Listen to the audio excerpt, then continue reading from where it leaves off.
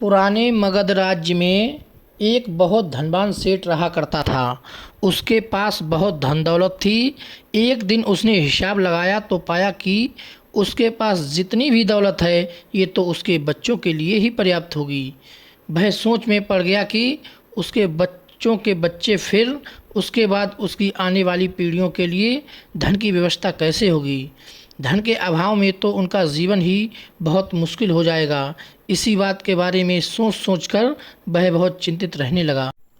लेकिन उन्हीं दिनों गौतम बुद्ध मगध राज्य में पधारे थे। तभी उसे किसी ने बताया, तुम बुद्ध की शरण में जाओ, वह तुम्हारी चिंताओं का समाधान अवश्य कर देंगे।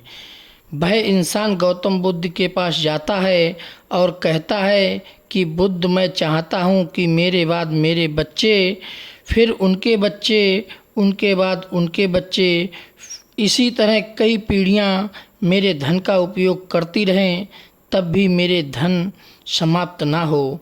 गौतम बुद्ध मुस्कुराए और बोले, बिल्कुल ऐसा ही होगा, लेकिन इससे पहले तुम नगर के बाहर रहने वाले परिवार के लिए एक दिन के खाने की सामग्री देकर आओ। यह सुनकर वह सेठ बहुत खुश हुआ। तुरंत एक दिन की सामग्री से भरा थैला लेकर नगर के बाहर बनी कुटिया में पहुंच गया। वह जैसे ही कुटिया के अंदर गया तो उसने देखा कि कुटिया के अंदर एक बूढ़ी सास और उसकी जवान बहू है। बूढ़ी औरत बैठकर ध्यान कर रही थी और उसकी बहू खाना बना रही थी। सेठ ने बहू की तरफ देखकर खाने की सामग्री का थैला आगे बढ़ाते हुए कहा, मैं इस नगर का अमीर सेठ हूँ और तुम्हारे परिवार के लिए एक दिन के खाने का राशन लेकर आया हूँ, ये रख लो।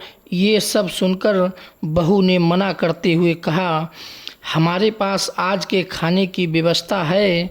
सेठ ने कहा, तो इससे खाने की कल की व्यवस्था हो जाएगी।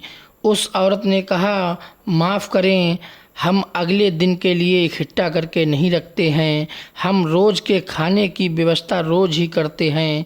यह सुनकर उस सेठ ने सोचा, एक ये लोग हैं जो अपने कल के लिए भी इकट्ठा करके नहीं रखते, और एक मैं हूँ जो अपनी आने वाली कई पीढ़ियों के लिए धन इकट्ठा करने की चिंता में मरा जा रहा हूँ।